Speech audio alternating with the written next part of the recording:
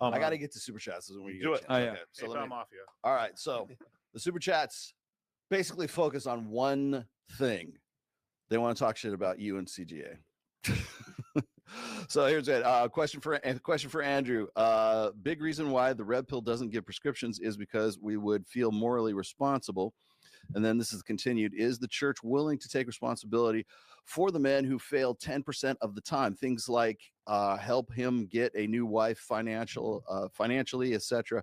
If the church had a MOA, like Mike's MOA, to help, most dudes would marry.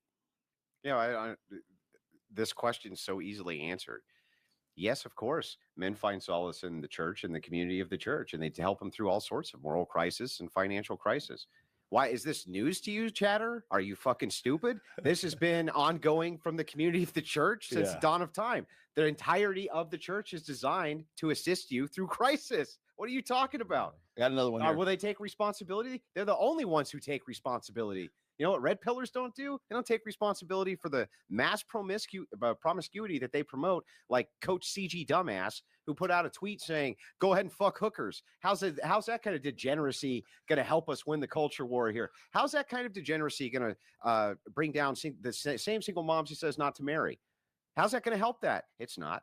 How's it going to help with male STDs? It's not. How's it going to help men not commit suicide? It's not going to do any of those things. The guy is fucking stupid. And you people who talk like, it's like you can't follow a debate. Oh, but they got you on this one. Are non-state recognized unions subject to the family court? Does palimony exist? If the answers to any of these questions is yes, then Andrew was factually wrong when debating CGA. No, not only was I not factually wrong, I pointed out that there was only certain states where that was correct. It was pulled up in fact check, and I was right. Because I'm always right. Andrew made an absolute claim that non-state recognized unions can't end up in family court, aka divorce court. Also, he has a marriage contract himself. Yes, but so do you think, like, for instance, out of all the men who are in here, I probably have the most robust belly.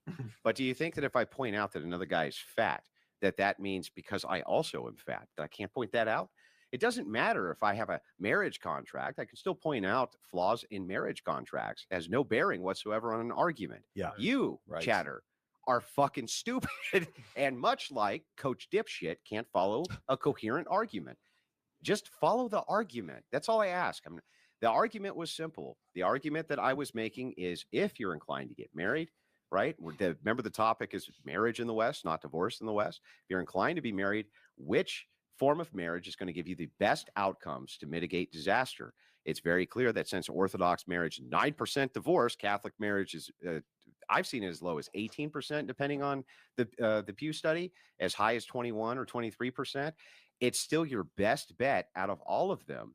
And if you agree, and the Coach Dipshit did, that marriage has all sorts of benefits for men, and you want to engage in those benefits, then don't you want to go for the thing that mitigates the most amount of risk? Answer, yes. Simple. His audience, and I'm just going to point this out to all of you who might be here right now, who are Coach Dipshit's audience.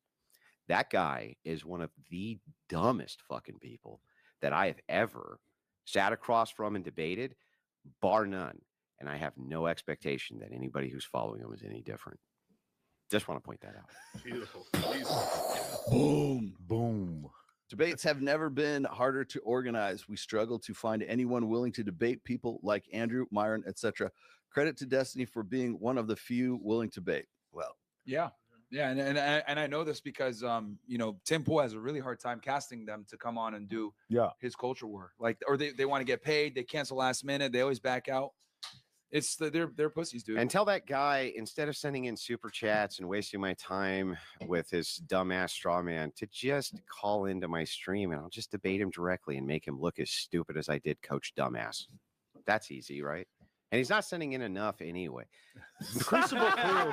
Crucible Crew. You're going to shit post, it has to be $20. Crucible Crew, drown out all of Red Pill dipshit CGA's audience with actual cash.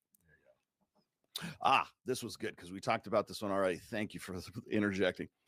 Let's see. While we have Myron and Andrew, what do you think about Sartain's statement?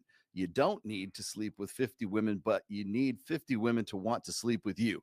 building attraction / pre-selection. We just talked about this. It's a fair assessment. Yeah.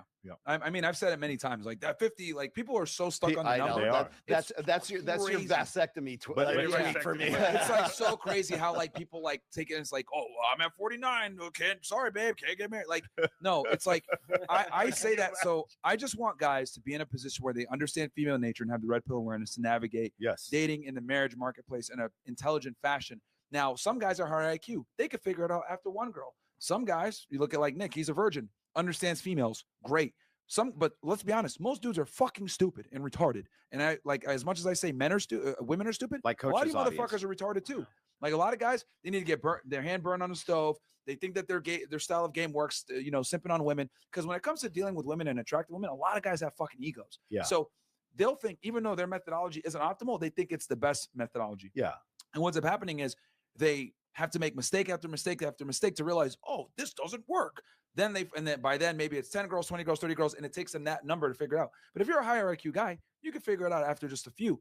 Now, my thing, and I like that where it says you need at least 50 women to want to sleep with you. Yes. Like ideally, look, if you could figure it out after 20, 30, whatever, or less, the less the better for you. But the reality is I just know most guys are stupid. Yeah. So I have to go off the lowest common denominator since most people are retarded. Well, and remember that I made the counter argument of value when me and Myron discussed this on his show.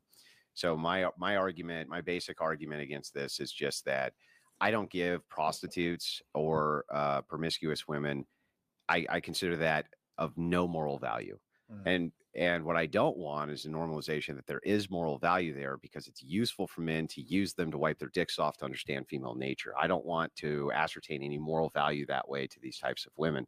So I do think it's a better proposition that Sartain offers just on this particular point when he says it's important that they want to sleep with you, not necessarily important that you actually sleep with them. That's no, I mean, I can definitely see that perspective because at that point you've built yourself up. But to get that position where they want to sleep with you, you had the traits to be attractive in the first place and the pre-selection. So like, because the thing is with guys, women have this superpower. One of the few things they can actually do right. They have a fantastic ability, this uncanny ability to like detect when a guy has women that want him. Yes. Like they can just feel it when they talk to you and your mannerisms, the way you behave, the way you convey yourself. They're like, oh, this guy's getting laid. Okay. So, but in order for you to get that confidence, it's very difficult to do it without actually getting laid. Like some guys can exude it without getting laid, but most guys are going to need to actually be getting that real repetition and really getting these women to be able to exude that nature, that feeling that the women can get off that they can notice. Let's go back to your high IQ comparison. I think Dave Smith is high IQ, and I think Steven Crowder is high IQ, and I think they both made a mistake by not getting a prenup. Steven Crowder, we can see obviously. And then with the Dave Smith thing, he was on your show, and he goes, "The rest of you guys need a prenup." But I don't need a prenup because my wife is never leaving me. He said this on the show. No, I totally understand what you're saying. And he was not joking. He goes, I understand, but you don't understand. My wife is so in love with me. I don't need a prenup. You guys need a prenup, but I don't need one. And I'm like, oh my God, bro. So here's the problem. The thing is, there's the software update of social media. There's the narcissism that's been developed by social media, dating apps. And then additionally, people can develop mental illness late in life. You don't know. I've also seen a situation, and we've had discussions about this, where people put on 100 pounds of fat and their brain doesn't work right anymore. And so that's another thing that can happen. So that woman that or they're just on the wrong medication for a bum knee. Yeah, there you go. They're on the wrong medication for a bum knee, and the wires get crossed, and they become a different human being overnight. Yes, of course that happens. One thing, and poor Steve, the guy did it right. He did it exactly right. He did exactly what he was supposed to do. He had a Christian marriage, married a virgin. He himself was, right? They had a beautiful family. He did everything right. And the thing is, though, is that the sewing circle Christians got in his head about what he was supposed to do in his marriage, what he wasn't supposed to do in his marriage. And because he thought he did everything right, he ended up getting really fucked by the bad advice. And that's the thing about the red pill advocacy that I always say is good. It's a descriptive packet, right? It's a descriptor of things, not a prescriptive packet. Yeah. And if he had had access to that descriptive packet before he had gotten married, what had happened with him and Hillary Crowder would not have fucking happened. It wouldn't have happened because Sartain's right. He is high IQ. And the problem is that shit was not, you got to remember for our generation, mine and Crowder's, that shit wasn't available. There wasn't anything like that. It wasn't there. You had to go looking for it. Like not only that, but even if we went looking for it, it was hard to find.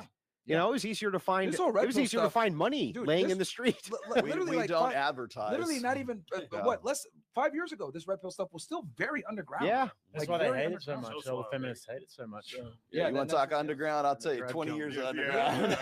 So, like when I say like the people who really get stuck on the 50 number, I just want guys to understand female nature. How you get there is up to you. But I understand, since most men like need to bang their head on the wall a few times, it might take them 50 to figure it out. But if you can figure it out in less, fantastic. Because the ideal situation is to get with a female that isn't a 304, that's going to respect you, that's going to follow you, etc. Because I just understand that religion, unfortunately, it will keep some women in line, but it won't keep others in line. And I saw some of the debate that you and CJ were having, where you were saying, look, I understand that marriage is a institution that's dangerous in today's day and age, but this is why we need to remove the state, make it religious only, because religion is a very good buffer on female hypergamy, to shame them, right? Because you have the social, the social. You have these social things where they keep women in line. And if if you're able to kind of like fix in that way, that's great. Because I've said that before too. Like, if you want to go ahead and get married, just do it religiously. Don't do it with the state. Yeah. And then adding the component of shame and community, that will make them want to stay in the marriage more. Along with propaganda. Yeah. And the basic idea, the basic idea too, the idea is, well, that's some possible future. It's like, no, that's right now, right this second. The Orthodox and Catholic churches are keeping families together by doing this, by having the social ecclesiastical authority to help govern people's marriages. And they do a good job. And the thing is if the women are involved heavily in the church, that becomes part of their social circle. And you know, as well as I do, that most women are the sum of their social circle, just like men are.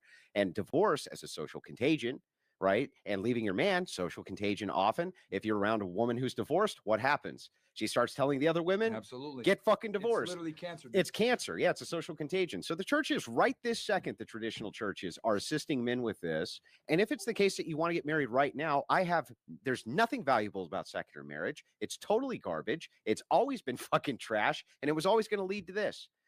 Marriage to me only is religious. Yeah, I agree. And so, so if that's the case, we're talking about marriage, that it's a religious institution. The religious institutions ought to be what's governing it. And when they do, man, the outcomes are better. Now, how does that affect secularists? The idea here, Andrew, okay, what about all the secularists? Well, secularists shouldn't get married. What is the value of getting married if you're a secular? It's a religious institution. What are you even doing getting married? It's worthless to most of them. And that will put them in a terrible position. And that's why gays. But let me ask you, if you had to get married right now today, right this second, and it was blind, you just had and all you knew was this, that you could pick between a secular woman, a Catholic woman, or an Orthodox woman. Those were your three choices. Okay. And you were going to be stuck with them forever, right? And you didn't want them to cheat. What would you pick? Who's the hottest? For a long-term marriage, I'd go with or the more religious woman, the Orthodox. The Orthodox or the Catholic, of course. Yeah, right. So then the idea, so what we've just established is very simple. Then the idea is, if you're going to get married right now and you want a prescription right now, Myron just told you that the only prescription is going to be that you're married to a woman who's heavily religious in a heavily religious institution, and you are too. Or don't fucking do it. And that was what the debate with CGA was. Yeah. And what he didn't understand, because he couldn't shut the fuck up long enough to hear what the argument was. It was crazy because I listened to some of it and I totally understood your argument, because I've said that before. I said, look, if you can get married without the state involved and have like what I call training wheels, right? Like, these social training wheels. Because with women, what I've realized is like their kryptonite is shame.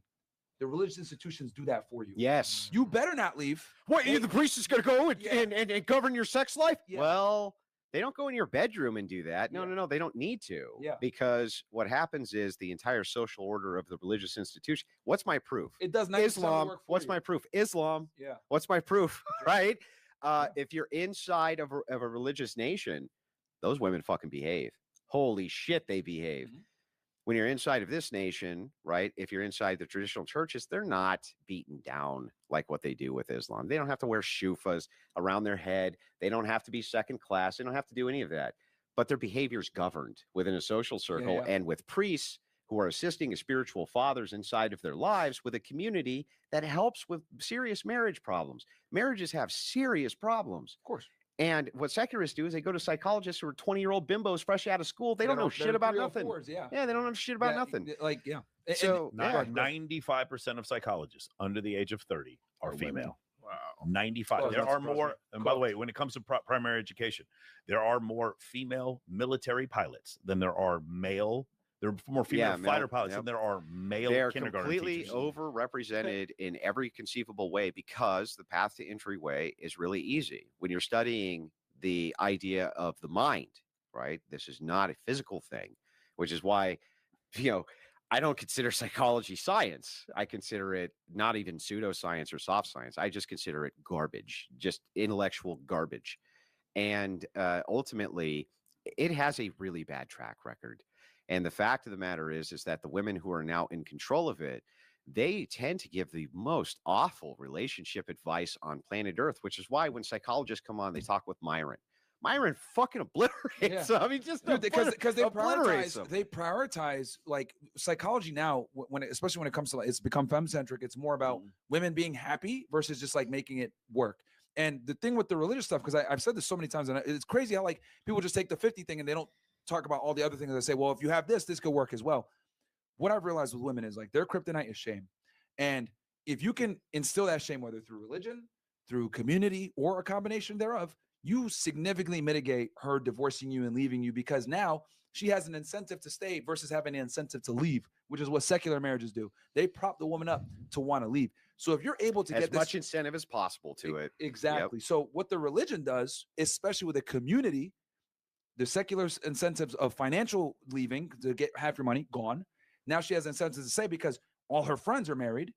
They work with her through her problems. And then also, she doesn't want to be the only one that's like leaving. Like, oh, what are you, 3 or 4? You can't participate in any of the fun stuff with your community anymore. Exactly. And now she's ostracized, and that works. That's the best tactic. And you want even women. more proof for what Myron is saying? That's so great. If you want to see like the cult Christian religions, like the extreme Mormons and stuff like this, Branch Davidians. where you ask them, you say, "Why did you stay?" You ask the women, like, "Why did you stay?" And they're like, well, "I didn't want to leave my community of friends.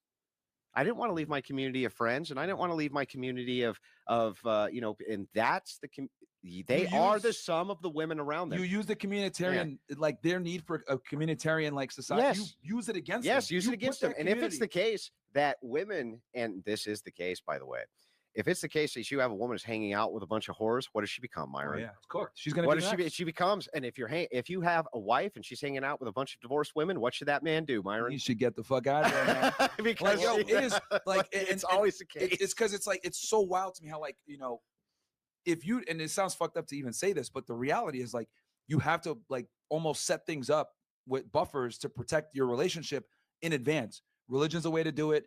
Her friend, making sure her friend group aren't whores is a way to do it. But I think really like the biggest thing is you need to have some trigger effect where if she does something to you that's gonna mess you or her up, there's gonna be enormous shame. That's their kryptonite. And I would argue feminism, the basis of feminism in itself is to remove shame. Oh, you want to go get educated? Whole thing. Don't get shamed. Yes. You won't get shamed for it. You want to be a 304? You can go ahead. We're going to remove the shame. You want to have an abortion? Yeah. No shame. You want to abandon your kids? No shame. Exactly. You want to abandon your family? No shame. You want a career where you neglect your children? No shame. Don't let no man tell you nothing. The patriarchy's just trying to enslave you. You're totally right. That's what feminism. Dude, I've been thinking about this like at night. I'm like, feminism is literally nothing more than just removing shame from female behavior. That's what it is. And removing force. Yeah. It's removing force and it's removing I agree. Sartain brought this up in an earlier interview he did. It hasn't been released yet, but it's worth talking about now. You referenced these as societal stopgaps. Yes. You called these societal stopgaps, and you had a few that I think you should share besides just religion that were really good. Yeah. So I talked about one was like we talked about before with the Myron Gaines effect, where this is for the longest time. So basically, when you had the discussion with CGA, he was talking about, oh, this is fairy tale land, getting people to change their beliefs. And you said, well, no, we did this in the 1950s. This is how we'd have a sisterhood of women who would shame them. You left your kids, you left your wife. That's horrible. And CGA was like, oh, no, that would never work now. This is fairy tale land. And I'm like, I just watched this president who has been called a racist and a Nazi for the longest time get elected, get elected, but get elected with so many more minority voters who would have never voted for him previously are doing so. And then we can also look at other things like. But I brought this up as an argument. Like, we can see that the social paradigm is changing, and right now there are things that you can do to mitigate serious amounts of risk. But let's point this out as you bring up this societal stopgap. When you're referencing the 50s, and Myron, maybe I get your input on this. Yeah, sure. My wife, she puts in occult feminism, the idea of the sisterhood can actually be beneficial to men in this way. It used to be that it was the case that if you were acting like a whore, the women went nuts on you, and they went ballistic because they thought if the men come over and start fucking you, they're not going to marry us. Yeah. So they would go ballistic, and they would scarlet letter their ass, right? And they would shame them, and they would run them out as the village whore, right? Yep. And Rachel gives tons of examples of this from the historic standard. Why is that not possible now? I think it is. Yeah, it's definitely possible. But like that's where feminism comes in. Feminism came in literally to destroy that, that whole shaming thing. So if we can get that back, that would be a component. Like, the thing is, like, with both of you guys, I understood both your arguments, because you're saying, look, you can absolutely use the institution of religion in modern day society to keep women in line. And I could see that, because I've said that myself. Marry a woman in the mosque, remove her if you're Muslim, or marry in the church if you're Christian, remove her incentive to divorce you and destroy you financially. Like, if you remove all these things, you mitigate risk significantly. And then you add in the component of a community and shame. She ain't going nowhere most Plus of the time. a prenup? And a prenup, yeah. Now it's like you're an idiot if you leave. But I see his perspective is like, well, a lot of women aren't religious. Fair. That's cool. I get that. But this is why it's so important. But then that's not marriage anyway. Yeah, exactly. So who cares? It's not marriage anyway. My view, marriage can only exist from so when you say marriage in the West, when you say secular marriage, it doesn't register. That's not marriage. It doesn't. To me, it's an incoherent babble. Yeah. Right. Secular marriages don't work, and I agree with you 100%. Yeah. Not only do they not work, right, but we can see now the writing on the wall of what happens when secularists get married, and we now see the progression of now it's going to be 3 men getting married and adopting a child, or 4 women who get married to one guy, and then we end up with a polygynous relationship with children, and it creates all sorts of havoc, right?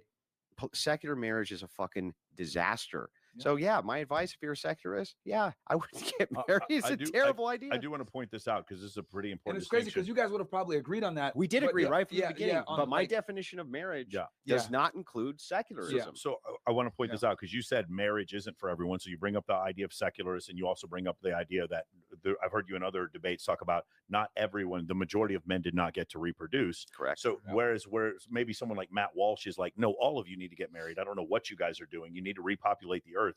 The major distinction, I think a lot of people understand, is that you're not saying for every guy to get married, but you do espouse the positivity. You said a virtuous woman that you can raise children. If you're debating the proposition about marriage in the West, we have to define what is marriage. From my view, marriage is only a religious sacramental institute.